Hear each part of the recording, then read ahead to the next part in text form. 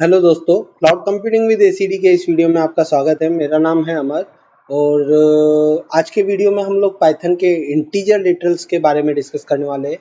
पिछले वीडियो में हमने पाइथन के जो लिटरल्स थे उनके बारे में हमने डिस्कस किया था। What are the different type of Python literals, what are the Python literals and what are not Python literals और नॉन लिटरल्स, ये चीज़ों के बारे में हमने डिस्कस किया था। और हमने ब्रीफ में सभी तरह के लिटरल्स के बारे में एक छोटा छोटा जो डिस्क्रिप्शंस होते हैं सभी तरह के लिटरल्स के, वो हमने पिछले वीडियो में देखे थे।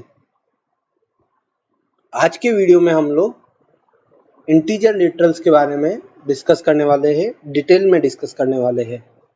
तो इंटीजर लिटरल्स के बारे में डिस्कस करते टाइम हम लोग सबसे पहले पॉजिटिव इंटीजर्स हम लोग किस तरीके से डिफाइन कर सकते हैं और नेगेटिव इंटीजर्स हम लोग किस तरीके से डिफाइन कर सकते हैं, ये देखने वाले हैं। और उसके बाद में हम लोग रीडेबिलिटी के लिए एक पाइथन का एक ट्रिक है, वो सरप्राइज है, वो मैं आपको बताऊंगा कि किस तरीके से आप पाइथन में बड़े इंटीजर्स को रीडेबल बना सकते हैं।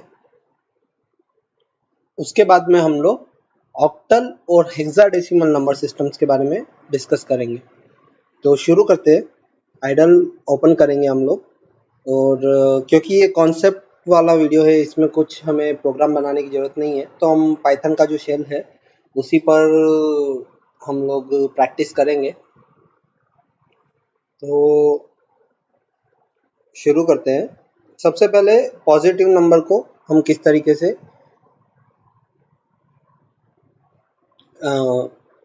पाइथन को बता सकते हैं या किस तरीके से हम लोग पाइथन में एक पॉजिटिव नंबर को शो कर सकते हैं या हमारी तरफ से इनपुट दे सकते हैं एक पॉजिटिव नंबर का। तो पॉजिटिव नंबर के लिए सबसे पहले हम लोग वापस बेसिक्स पे चलते हैं। नंबर लिटरल्स या इंटीजर लिटरल्स वो होते हैं, नंबर लिटरल्स नहीं बोलूँगा, इंटीजर लिटरल्स इन पर्टिकुलर वो होते हैं जो नंबर्स होते हैं लेकिन कोट्स के बिना। ये जो है ये न्यूमेरिक लिटरल्स है। अभी न्यूमेरिक लिटरल्स दो तरह के होते हैं, एक होते हैं इंटीजर लिटरल्स और एक होते हैं फ्लोट लिटरल्स। फ्लोट लिटरल्स वो होते हैं जिनमें डेसिमल पॉइंट यानी कि एक दशमलव बिंदु उपस्थित होता है, प्रेजेंट होता है। जैसा कि मैंने यहाँ पर दो नंबर लिखे 12 और 12.0, तो इनमें से 12 जो होगा वो इंटीजर लिटरल होगा और 12.0 जो होगा वो फ्लोट पॉइंट लिटरल होगा या फ्लोटिंग लिटरल होगा या फ्लोट लिटरल जिसको हम बोल सकते हैं। तो ये जो हुए हमारा जो बेसिक एजेंडा था कि जो पिछले वीडियो में हमने देखा था नंबर या न्यूमेरिक लिटरल्स के बारे में, वो इतना ही था। अब हम आज के वीडियो में जो डिस्कस करने वाले हैं कि पॉजिटिव लिटरल्स हम लोग किस तरीके से डिफाइन कर सकते हैं, नेगेटिव लिटरल्स हम लोग किस तरीके से डिफाइन कर सकते हैं। तो टॉपिक पे आते हैं। पॉजिटिव लिटरल्स डिफाइन करने के लिए आपको पॉजिटिव इंटीजर लिटरल्स डिफाइन करने के लिए आपको उस इंटीजर को केवल लिखना है और वो इंटीजर को पाइथन जब इवेल्युएट करेगा तो एक पॉजिटिव इंटीजर की तरह इवेल्युएट करेगा। अगर आप लोगों को प्लस का साइन लगाना है तो आप प्लस का साइन भी यूज़ कर सकते हैं।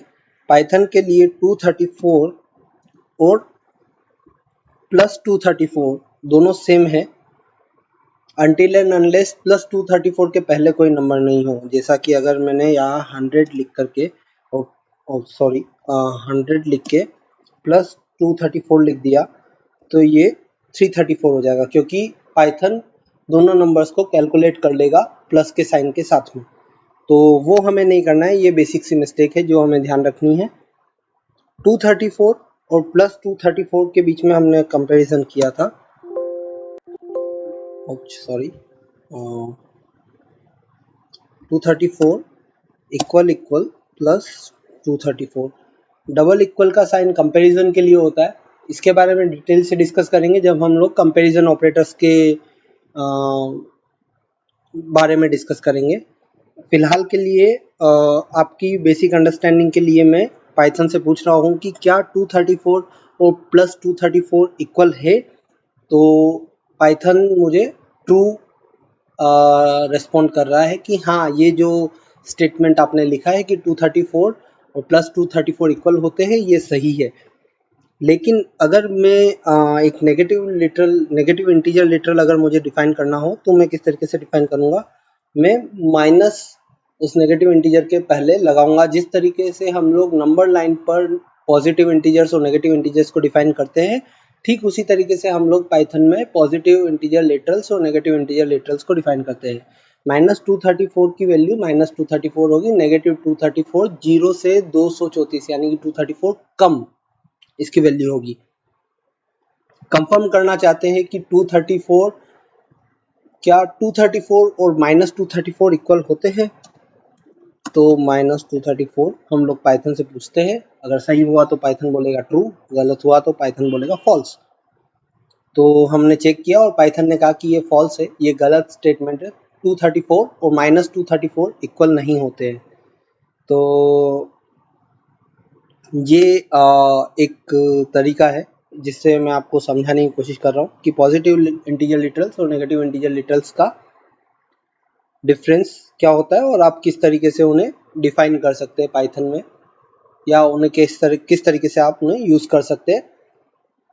अब हम लोग एक मैजिक ट्रिक देखने वाले हैं। सपोज कीजिए बॉब के अकाउंट में बहुत पैसा था, बहुत,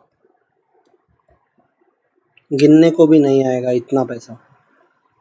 तो बॉब के अकाउंट में बहुत पैसा था, जो आप देख रहे हैं उसका अकाउंट स्टेटमेंट में बैलेंस है।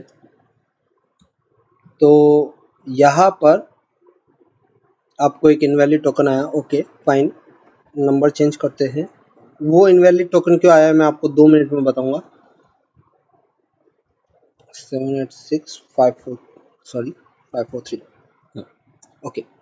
तो मैंने जब बैंक को बोला कि मुझे इस अकाउंट में 2000 रुपये और ऐड करने हैं, 2000 रुपीज़, तो मैं क्या इस तरीके से ऐड कर पाऊंगा? क्योंकि कॉमा जब मैं यूज़ कर रहा हूँ तो पाइथन के लिए ये एलिमेंट सेम नहीं रहा। पाइथन के लिए 123 is one element, 980 is second element, 786 is third element and 543 is fourth element। और जब मैं 2000 प्लस करके लिख रहा हूँ, तो जैसा कि हमने यहाँ किया था वैसा ही कुछ यहाँ हो रहा है कि 543 में 2000 ऐड हो रहा है। और आप देखेंगे कि यहाँ पर बाकी सब नंबर सेम हो गए, लेकिन यहाँ पर 543 की जगह 2543 आ गया, जबकि हमारा आंसर होना चाहिए था 788543। तो लेकिन हमें रीडेबिलिटी भी चाहिए थी, हमें नंबर्स भी चाहिए थे, हमें अपना कैलकुलेशन का रिजल्ट भी चाहिए था और हमें हमारी रीडेबिलिटी भी चाहिए थी। तो 123980 हम क्या करेंगे, हम लोग अंडरस्कोर का यूज़ करेंगे, जो मैं कर रहा हूँ। हम लोग अंडरस्कोर का यूज़ करेंगे। पाइथन में ये एक फीचर है जिसके थ्रू आप अपने बड़े से बड़े इंटीजर को रीडेबल बनाने के लिए डिफरेंट नंबर्स या कहूँ डिजिट्स के बीच में अंडरस्कोर का यूज़ कर सकते हैं, प्लस 2000। तो आप देखेंगे कि जो एक्सपेक्टेड रिजल्ट था 1239807885543, जो हमने कहा था कि 6543 प्लस 2000 शुड बी 8543 होना चाहिए। कैलकुलेटर पे मैं आपको अगर दिखा देता हूँ, 6543 plus sorry 6543 plus 2000 should be 8543।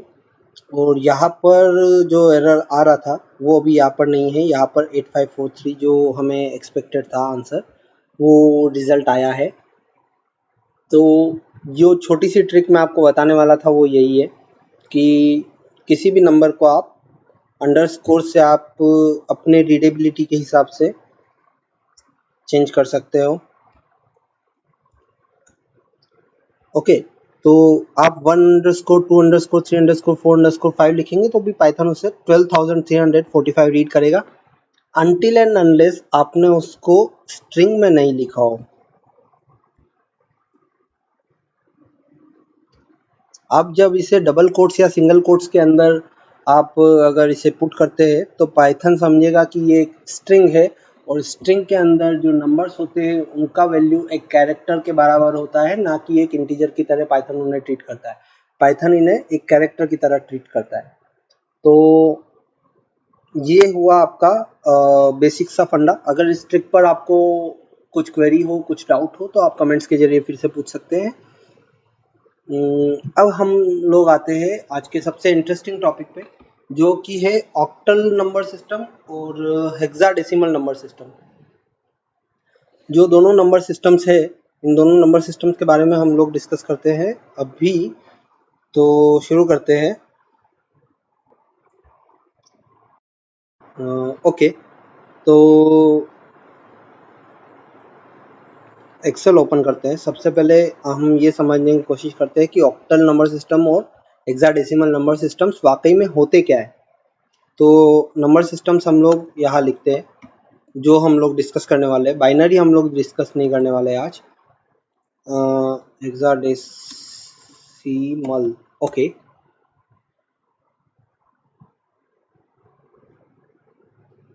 Decimal, hexadecimal, octal and decimal limit, octal limit.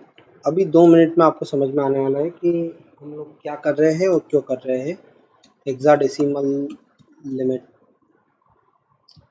तो डेसिमल नंबर सिस्टम जो कि हम लोग वर्ल्ड वाइड यूज़ होता है, सबसे ज़्यादा यूज़ होता है डेसिमल नंबर सिस्टम। 1 2 3 4 5 6 7 8 9, ये हम लोगों ने पढ़ा है कि 0 से लेकर के 9 तक डिजिट्स होते हैं, और वो ही डिजिट आगे जाकर के रिपीट होते हैं। 9 के बाद में 1 और 0 आता है, फिर 1 के बाद 1 1 1 और 0 के बाद 1 1 आता है, जो कि 11 होता है। 1 1 के बाद 1 2 आता है, and counting goes on and on. Similarly decimal में जहाँ 10 डिजिट आपके पास में होते हैं 0 से लेकर 9 तक, ऑक्टल में आपके पास में 8 डिजिट होते हैं 0 से लेकर 7 तक। आप इन्हें काउंट करेंगे तो यहाँ पर आप देख सकते हैं कि ये 8 डिजिट्स है। और सिमिलरली हेक्साडेसिमल में, चलिए हेक्साडेसिमल पर हम बाद में आएंगे, पहले हम लोग डेसिमल पर और ऑक्टल पर हम चलते हैं। पहले ऑक्टल समझते हैं। तो 0 1 2 3 4 5 6 7 8 9 और 10, और इसी काउंटिंग को मैं आगे कंटिन्यू करता हूँ, कुछ 20 तक कंटिन्यू कर लेता हूँ। ओके, तो हम जब ऑक्टल रिप्रेजेंटेशन पर जाते हैं, तो ऑक्टल रिप्रेजेंटेशन में हमारे पास में केवल 7 तक डिजिट है। Oh sorry sorry sorry sorry, my bad my bad my bad. हाँ, ओके, तो जब हम ऑक्टल नंबर सिस्टम पर जाते हैं, तो ऑक्टल नंबर सिस्टम में हमारे पास में 7 तक डिजिट है, 0 से लेकर 7 तक, उन्हें ही हमें यूज़ करना है। तो 0 के बाद 1, 1 के बाद 2, 2 के बाद 3, 3 के बाद 4, 4 के बाद 5, 5 के बाद 6, 6 के बाद 7। लेकिन 7 के बाद क्या? क्योंकि हमारे पास में और डिजिट्स नहीं है, we have run out of digits, तो हम यहाँ पर 0 के बाद 1 0 से हम लोग अगला नंबर हमारा शुरू करेंगे। जो यहाँ पर हम लोग अगर इसे बोले कि ये सॉरी,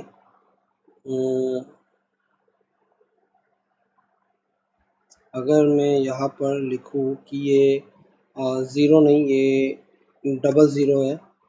ओके, 00 की वैल्यू भी 0 होती है, तो ठीक है। तो 7 के बाद में हमारे पास में ना तो 8 है ना ही 9 है, तो उस केस में अगला नंबर जो होगा हमारा वो 10 से स्टार्ट होगा। 10 के बाद में हमारे पास में 11 के अंदर 1 और 1 आता है, तो वो 1 हमारे पास में ऑक्टल के अंदर है। सिमिलरली 12 के अंदर 1 और 2 आता है, तो 12 भी हम यहाँ पर ऑक्टल रिप्रेजेंटेशन में ले सकते हैं। 13 में 1 और 3 आता है, 13 हम लोग ले सकते हैं। सिमिलरली 14 के लिए 4 हमारे पास में अवेलेबल है, 15 के लिए 5 हमारे पास में अवेलेबल है, 16 के लिए 6 हमारे पास में अवेलेबल है, 17 के लिए 7 हमारे पास में अवेलेबल है। लेकिन अगर हम फिर से आगे जाए और 17 के बाद में क्या आना चाहिए, 17 के बाद में 18 आना चाहिए, लेकिन 18 के लिए हमारे पास में 8 नहीं है और 19 के लिए हमारे पास में 9 नहीं है। तो 17 के बाद में यहाँ पर जो अगला नंबर आएगा वो होगा 20। तो इस तरीके से ऑक्टल नंबर सिस्टम काम करता है। ऑक्टल नंबर सिस्टम हर 8 डिजिट के बाद में ये कहेंगे कि कुछ रिसेट होगा। इस नंबर पर एक पर्टिकुलर रेंज में 8 वैल्यूज से ज़्यादा आप ऑक्टल में नहीं ले पाएंगे, जैसा कि ये है। इनका काउंट 8 से ज़्यादा नहीं हो सकता। अगर मैं बोलूँ कि हंड्रेड्स में अगर मैं आता हूँ तो मेरे को हंड्रेड्स के अंदर भी मेरे को काउंटिंग अगर मैं करूँगा तो 100 मतलब 3 डिजिट के जितने भी है उनसे लेकर के और 200 के बीच में अगर मैं काउंट करूँगा तो मुझे केवल 64 ऑक्टल नंबर्स अवेलेबल होंगे। ओके, वो कैलकुलेशन कैसे होती है वो हम बाद में देखेंगे। वो हमारे इस वीडियो के स्कोप से भी शायद बाहर है। अगर ऑक्टल नंबर आपको ज़्यादा डिटेल में देखने हो तो आप लोग यूट्यूब के कुछ दूसरे वीडियोस भी देख सकते हैं। मैं कोशिश करूँगा कि कुछ वीडियोस का लिंक मैं स्क्रीन के टॉप राइट कॉर्नर में शेयर करूँ, लेकिन फ़िलहाल के लिए तो ये समझ सकते हैं कि जो ऑक्टल नंबर है वो ऑक्टल रेंज में काम करता है, 0 से 7 काम करता है। 0 से 7 के बाहर कोई सा भी नंबर नहीं होगा जिसमें वो जाएगा। और अगर मैं इसे ड्रैग करके ड्रॉप करने की कोशिश करूँ तो क्या ये 100 तक जाएगा? देखते हैं, नहीं जाएगा। ओके, ठीक है, कोई प्रॉब्लम नहीं है। जैसा कि हम लोग अब हेक्साडेसिमल की सिमिलरली हम लोग बात करते हैं, तो हेक्साडेसिमल में 0 1 2 3 4 5 6 7 8 9 10 डिजिट होते हैं और 6 अल्फ़ाबेट कैरेक्टर्स होते हैं, CDEF।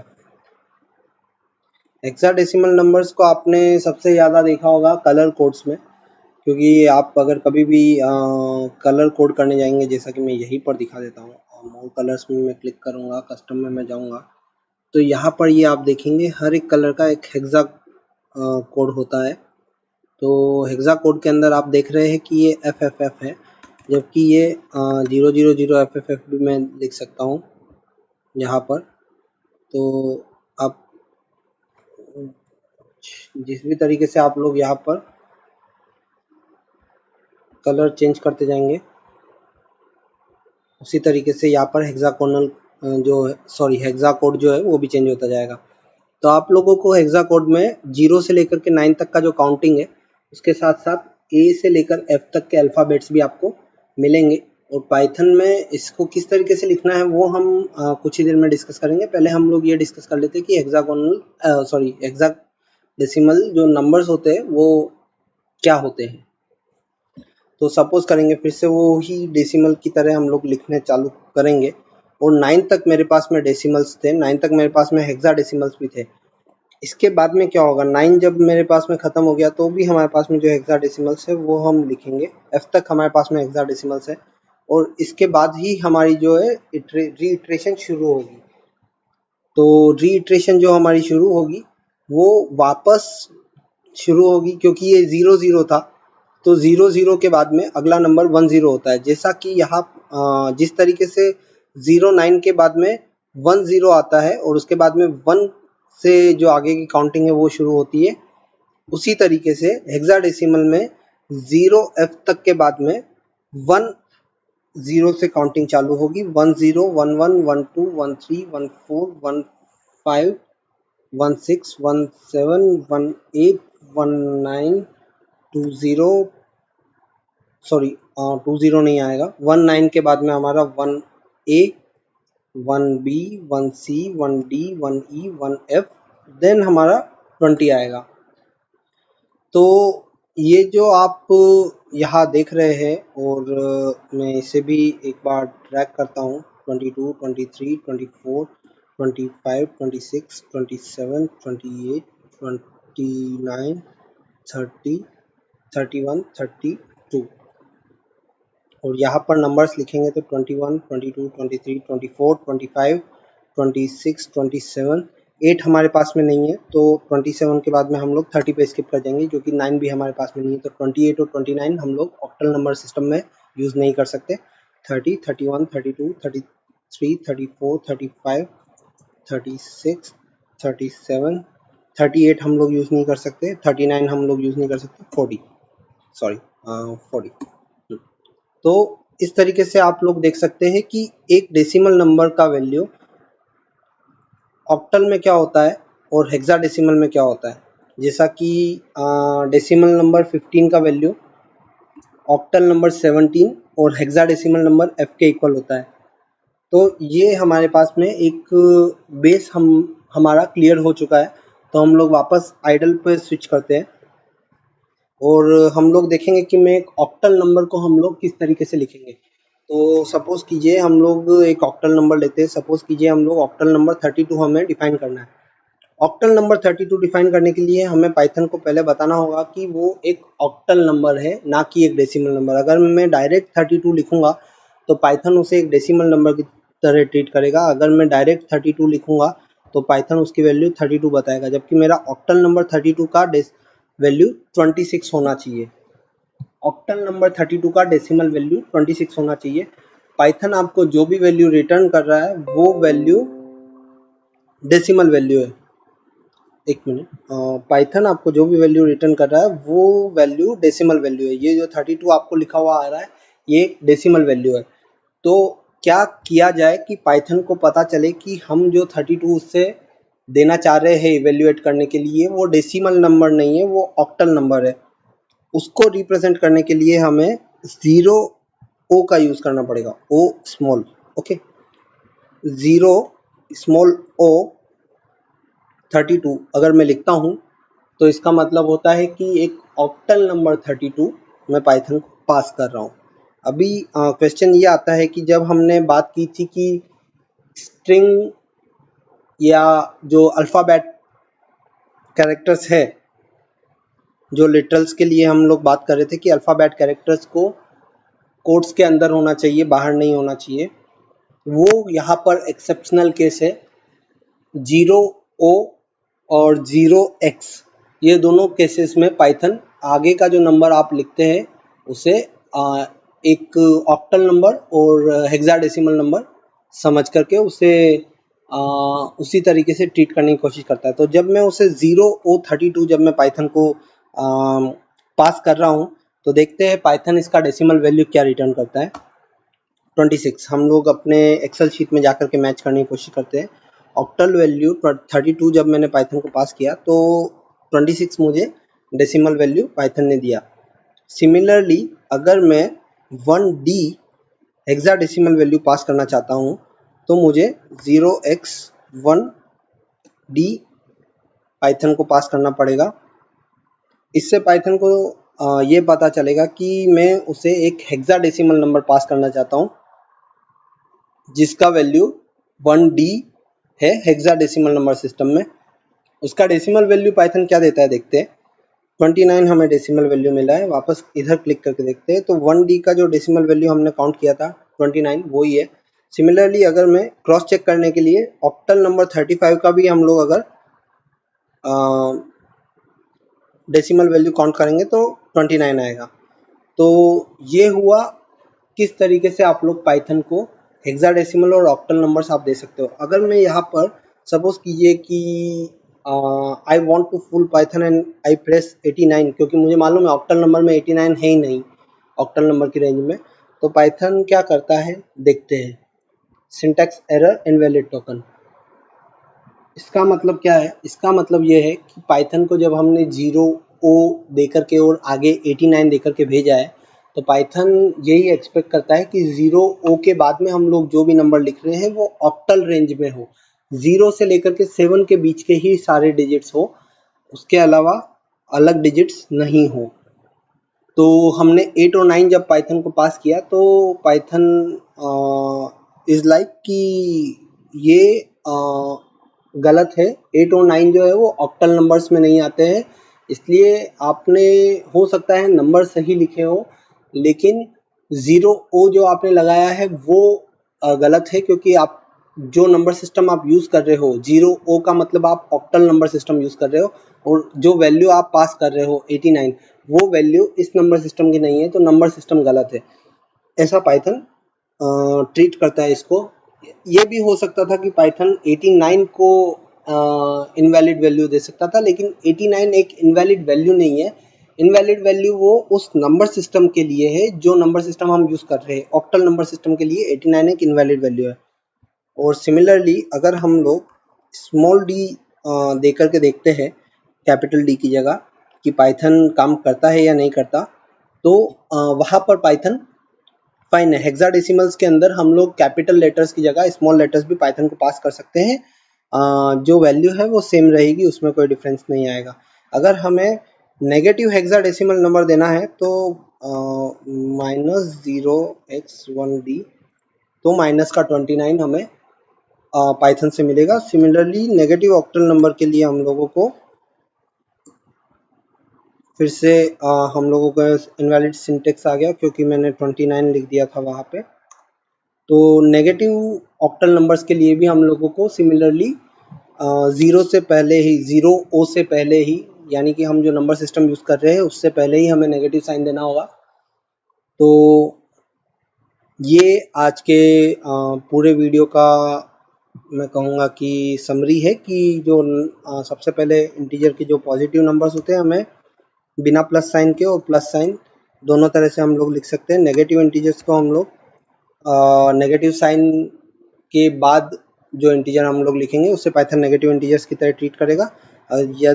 यदि हमें बड़े नंबर्स के लिए जाना है तो हम रीडेबिलिटी के लिए, अपनी रीडेबिलिटी के लिए अंडरस्कोर्स का यूज़ कर सकते हैं। Python will treat them as an integer until and unless you put them inside quotes. अगर हम इनको कोट्स के अंदर डाल देंगे तो ये गड़बड़ हो जाएगी। यहाँ पर 678_99 क्या ये इक्वल है इस वैल्यू के? चेक कर लेते हैं अभी फिर से। फॉल्स, क्योंकि ये एक स्ट्रिंग है और ये एक इंटीजर है, तो ये नहीं होगा। लेकिन वहीं पर हम अगर